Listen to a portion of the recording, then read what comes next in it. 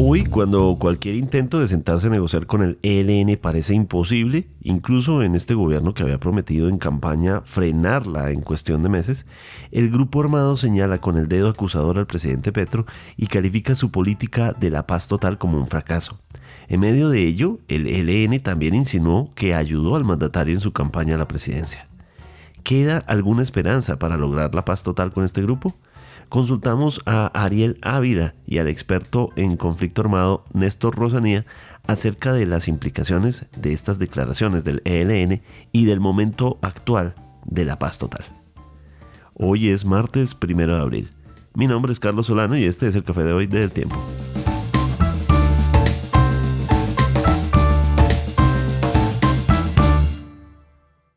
El Tiempo es un medio aliado de The Trust Project. Primera actualización de algunas noticias de las últimas horas. El Banco de la República decidió, a través de su junta directiva, no bajar las tasas de interés como lo había hecho en últimas ocasiones y mantener esas tasas de interés en 9,5%. Esto en contravía de lo que esperaba el gobierno del presidente Gustavo Petro. Ya había ocurrido en el mes de enero, sin embargo, en el 2024 sí había habido varias reducciones a esa tasa de interés. Llama la atención que en esta ocasión, en la decisión estaban dos codirectores que fueron nombrados por el mismo presidente, Laura Moisá y César Giraldo. Esto le permitiría, en teoría, tener más oportunidades de votación frente a los demás codirectores, pero los otros 4 codirectores del Banco de la República fueron quienes sentaron la dirección de la decisión. Distintas voces señalan que si bien en el 2024 hubo comportamientos a la baja en la inflación, de todos modos no se ha notado lo mismo en el 2025, por lo que es prudente en medio de la situación fiscal del país, según esas voces, mantener las tasas de interés. El presidente Gustavo Petro en el Consejo de Ministros que se transmitió este lunes fue muy crítico sobre la decisión. Dijo que el Banco de la República está en contra del crecimiento de la economía.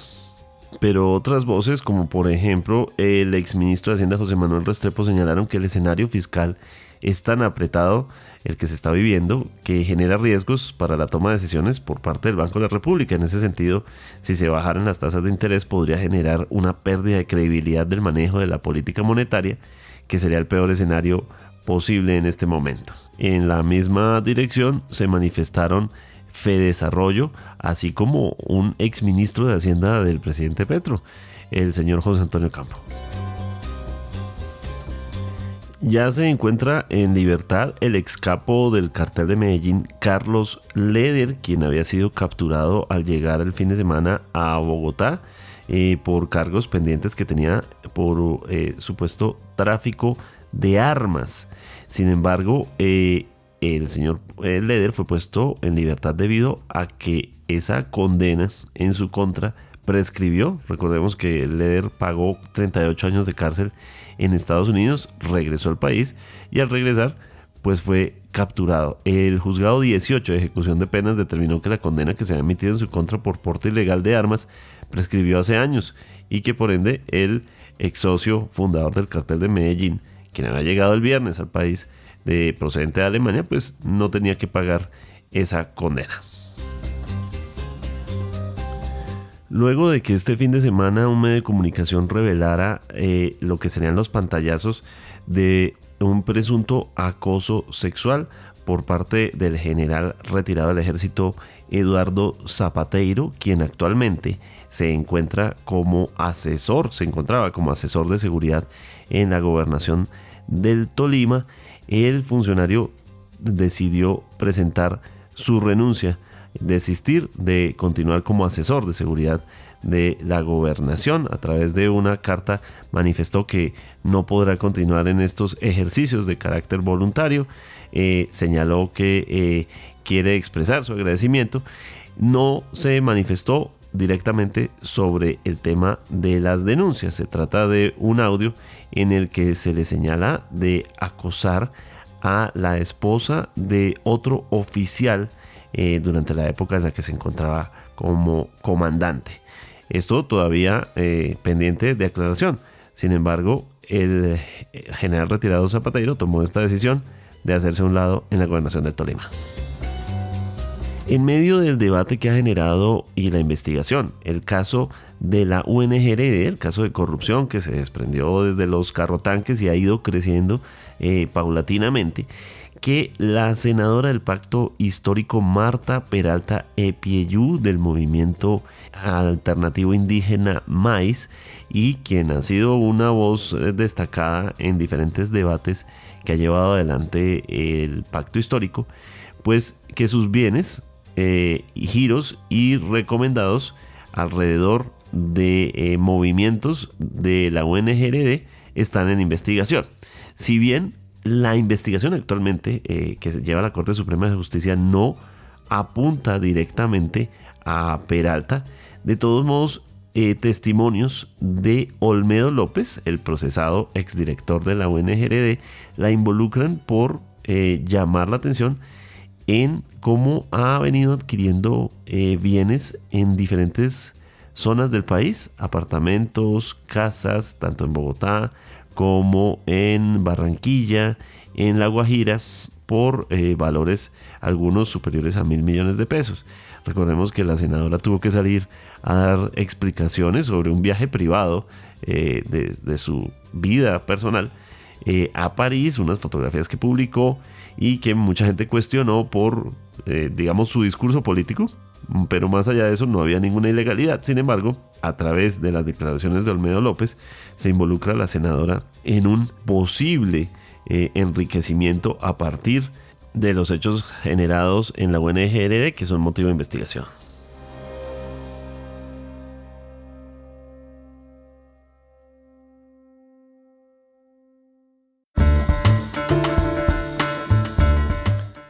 Causó bastante revuelo un reportaje emitido por el canal Caracol Televisión, en el que periodistas de su cadena hablan en el campo, en el terreno, con cabecillas del ELN, quienes hablan ante las cámaras en una producción audiovisual de gran factura, que los muestra a ellos hablando frente a la cámara y con tiempo suficiente declaran, entre muchas otras cosas, que consideran que la paz total fracasó. La paz total, la política del gobierno del presidente Gustavo Petro de buscar diálogos con grupos al margen de la ley para continuar el proceso de paz de manera similar a como se cerró en su momento con las FARC, en este caso el ELN, las disidencias de las FARC, entre otros grupos armados.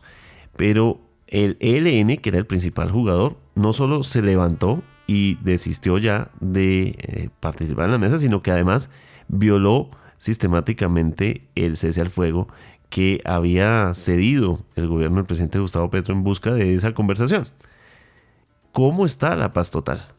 Y ese vehículo, que era una de las grandes promesas del gobierno Petro a un poco más de un año de finalizar el gobierno del presidente, ¿cómo queda esa paz total? ¿Qué tantas esperanzas tiene? ¿Y cómo lo ven, entre otras personas que fueron grandes promotores, como por ejemplo Ariel Ávila, senador de Alianza Verde, quien fue coordinador ponente de la Ley de Paz Total, una reforma a la Ley 418 de 1997? ¿Cuál es su balance en este momento de la paz total? Yo creo que la paz total lamentablemente fracasó. El paquete grande que había, que era negociar con el ELN, el Clan del Golfo, la Segunda Marquetalia y el autodenominado Estado Mayor Central, pues eso fracasó. Y es lamentable porque pues esto significa que esta ola de violencia que arrancó hace unos años se nos va a meter muy duro y va a terminar afectando mucha población civil, pero el balance es de fracaso. ¿Se van a lograr algunas cosas? Sí, es posible el proceso con los comuneros del sur, es posible que tal vez algún grupo urbano haga la paz, pero en general pues fracasó.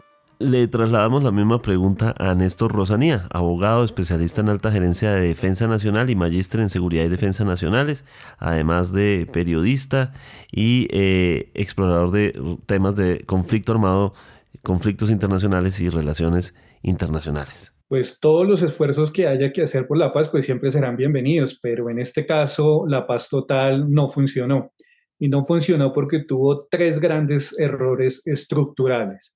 Lo primero fue que el gobierno muy rápidamente empezó a regalar ceses al fuego. Generalmente el cese al fuego se da al finalizar un proceso de paz, más no al comenzar, porque eso lo que hace es que no genera realmente un incentivo para que la negociación comience a avanzar. Entonces, ese fue un primer error estructural, repartir a todos los grupos un cese al fuego. Lo segundo, que no existió realmente una metodología clara y una hoja de ruta que tuviera el gobierno frente a qué es lo que se iba a negociar y cómo iba a ser la metodología de un modelo de paz total. Y lo tercero, es decir, que sin lugar a dudas, y se demostró una vez más, es que el conflicto armado en Colombia ya tuvo una transformación.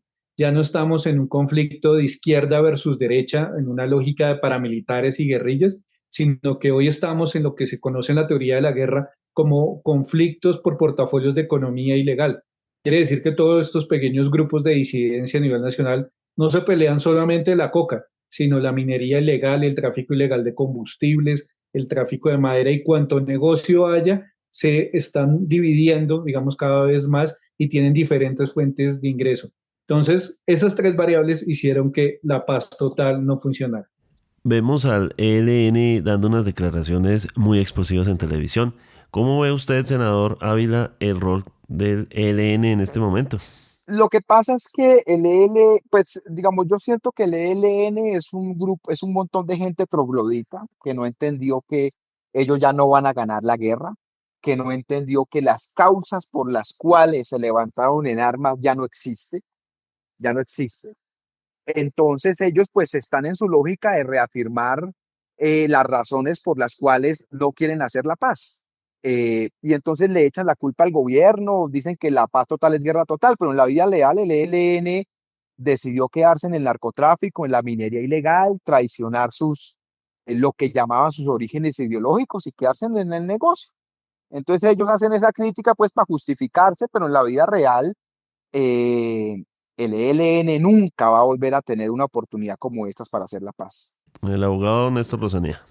El gobierno se planteó dos líneas, proceso de paz con el ELN y acogimiento a la justicia con todas las demás disidencias. Con el ELN y con las últimas declaraciones que vimos en televisión, realmente el ELN en su lógica ya está pensando es cómo va a negociar o qué sería una posible mesa con un nuevo gobierno. Ya los tiempos no le darían ni siquiera para terminar una negociación. Oti Patiño les decía lo siguiente, es que no simplemente es negociar, lo más importante es implementar, que fue lo que le pasó a las FARC. Las FARC negoció con Santos, pero al momento de la implementación llegó Duque, que no le interesaba, y nunca se implementó realmente lo pactado. Entonces, desde el principio el gobierno le dijo al ELN, este es el mejor momento no solo para negociar, sino para implementar, que implementemos lo que más alcancemos en estos 4 años. El ELN ni siquiera avanzó en la agenda de negociación. Entonces, con el tiempo que queda, ya no habría implementación y ni siquiera habría un espacio por negociación. Ahora, la segunda línea, que es la parte de acogimiento a la justicia con los demás grupos, tampoco, porque ya muchos de esos se han bajado del bus, se salieron, rompieron los ceses al fuego, ya quedan muy pocos, están muy dispersos y no se ve realmente que tenga una hoja de ruta clara. O sea que ni por el lado de negociación ni por el lado de acogimiento a la justicia. En medio de semejante agenda apretada que tiene el gobierno para intentar sacar adelante sus reformas, sus proyectos de ley, la paz total está ahí en la mitad, pero pareciera que no avanzará. ¿Qué tanta posibilidad tiene real en este periodo de que algo pase con la paz total? Tal vez lo de Comuneros del Sur en Nariño y tal vez uno o dos grupos urbanos, no más. Algo muy polémico que dice el ELN en esa entrevista que le da a Caracol tiene que ver con que reconocen que apoyaron la campaña del presidente Gustavo Petro, no en dinero, no lo aclaran, sino como una especie de brazo ideológico, en el sentido en el que estaban ahí apoyando una candidatura que les parecía que iba a tener un norte, pero que según ellos no salió bien.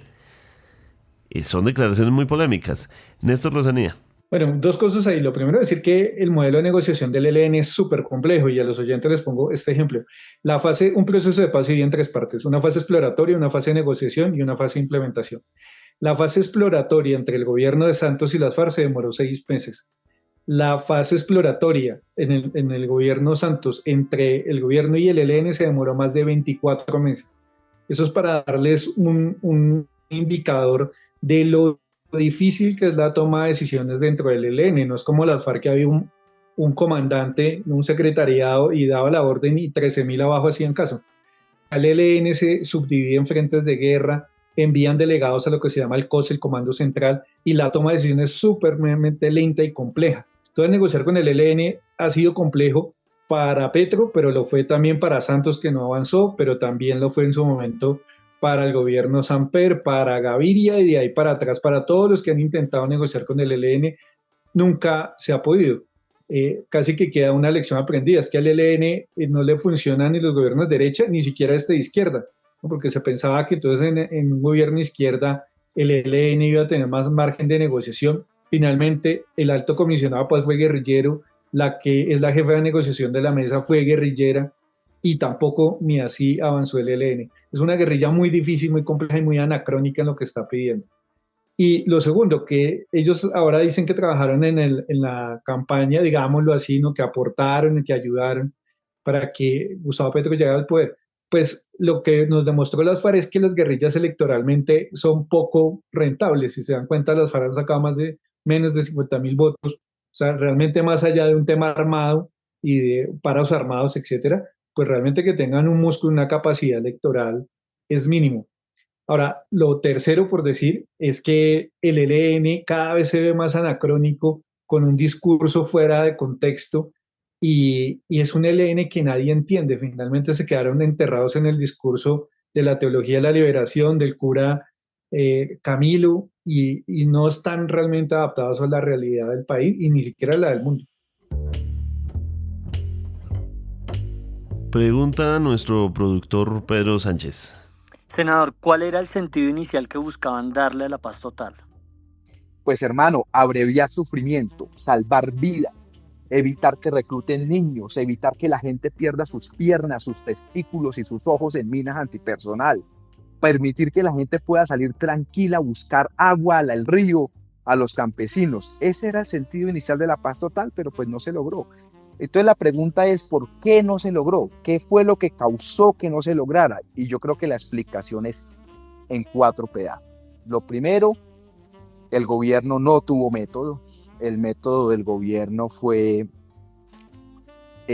no hubo método, digamos en general, eso de firmar ceses al fuego antes de tener protocolos, eso dañó el proceso. Entonces no hubo un método. Segundo, hubo una tormenta perfecta en términos criminales. El precio del oro, yo recuerdo, esta mañana estaba recordando cuando yo comencé a hacer investigaciones grandes, 2010, 2011, 2012, el precio del oro estaba como a $1,200, hoy está a 3.000. Entonces la minería ilegal está creciendo por todo lado.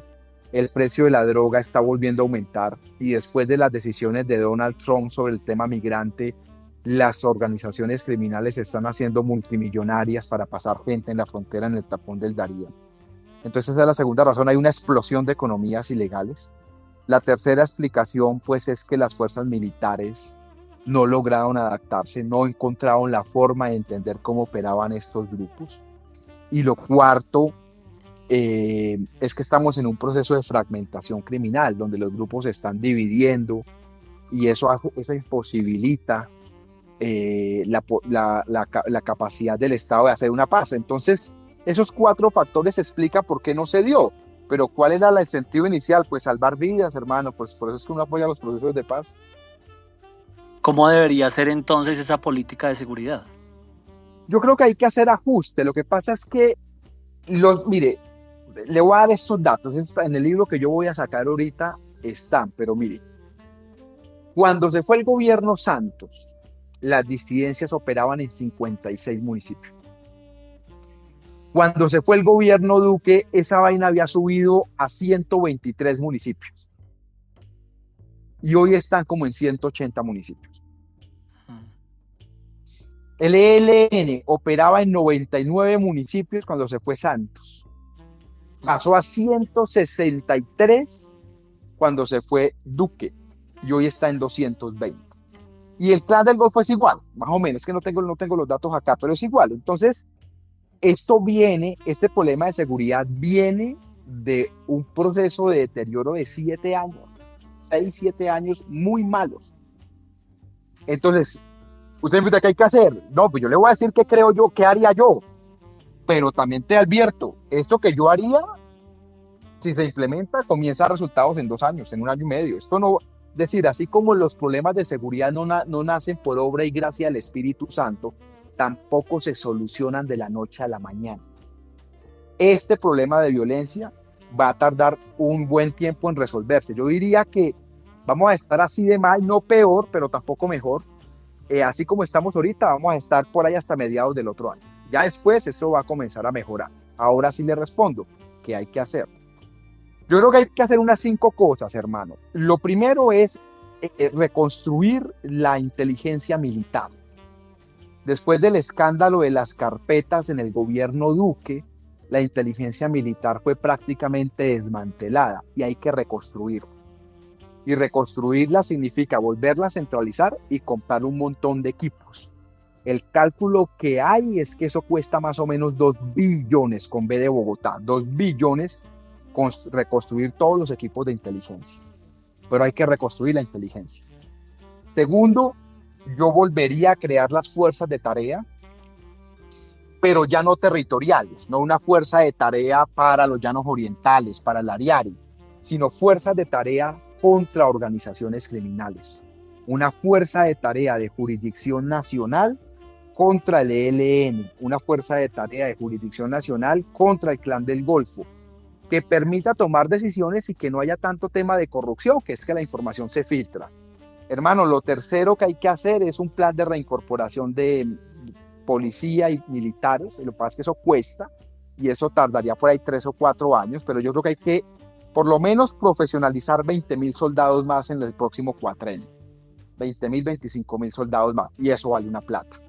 Y lo cuarto, hermano, yo reevaluaría mucho ese plan de vigilancia por cuadrantes en las ciudades, porque es cierto que está dando resultados,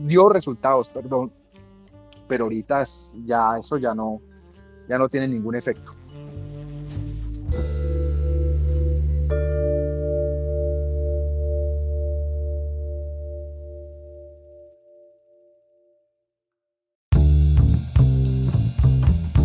Gracias por acompañarnos en el café de hoy. Suscríbase en todas las plataformas de podcast y en el canal de YouTube de El Tiempo. Nos encuentran también en Instagram y en X como @podcasteltiempo. Además, si quieres recibir a través de WhatsApp la notificación de cada nuevo episodio, siga el enlace que se encuentra en la descripción o envíenos un mensaje con la palabra suscripción al teléfono 320-353-27 y haga parte de la comunidad de El Café de hoy. Este episodio contó con la producción y entrevistas de Pedro Sánchez. Mi nombre es Carlos Solano. Podcast El Tiempo.